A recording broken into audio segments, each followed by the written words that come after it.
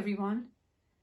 I just wanted to share a couple of thoughts about Christmas. I absolutely love Christmas, and because of the age I am, of course, I've gone through loads and loads of wonderful Christmases. One thing I really do love is the Christmas carols. The reason why I like them so much is because they're absolutely filled with truth about Jesus and his birth. It's just wonderful. But in our early years, when we were first married, this was in the 60s, that dates me, doesn't it? During the 60s, things were a lot poorer than they are now. And so our Christmases were really, really simple. But we had a tradition, which, because we love carols, on a Christmas Eve, we lived in a rented flat at the time. We'd tuck our babies into bed, and Christmas Eve, we would sit together, have a little drink, and we would play, actually, this particular, record, which is the Korean Orphan Choir singing Christmas carols. And what's very interesting about that is that it was every Christmas we would do it. We didn't have a TV or anything like that, but we did have a record player, so we could play these carols. And I think this is about the only carol record that we had. But over the years, the actual players were obsolete.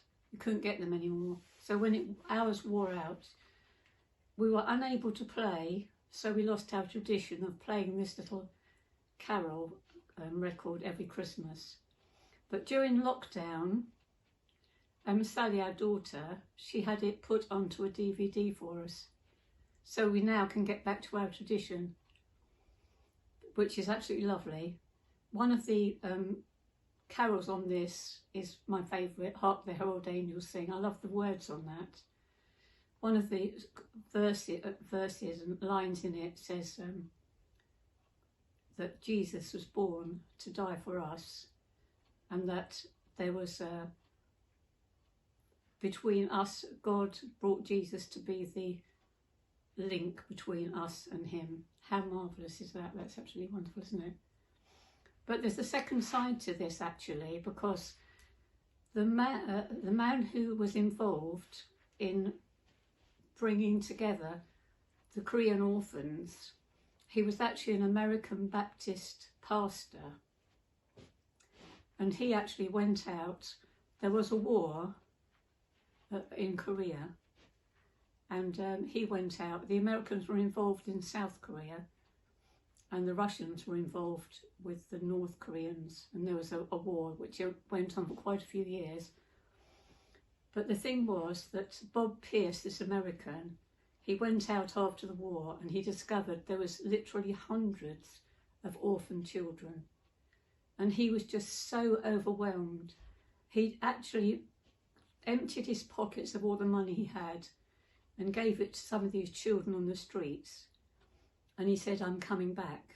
And he kept his promise, and from that one man, literally millions of children and their families, their lives have been completely changed, because he set up, that was just the beginning, and he set up this charity called World Vision, and also Samaritan's Purse, where we send loads of shoeboxes to needy places in the world. So this was one man who achieved all that because he had a vision, and he went in the name of the Lord to help these children, and it was just huge, the impact that he had.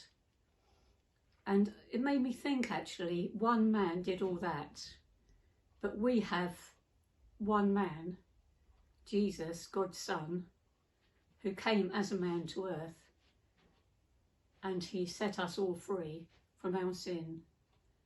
And it's just amazing, isn't it, that we can have that picture in the natural of a person who, under God, is guided to help.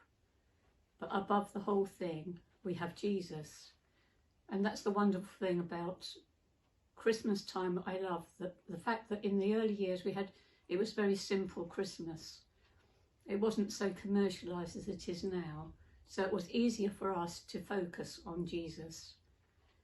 but we try to make that the focus of our Christmas, focusing on Jesus and what he's done for us. So I hope you all have a wonderful, wonderful Christmas, everyone.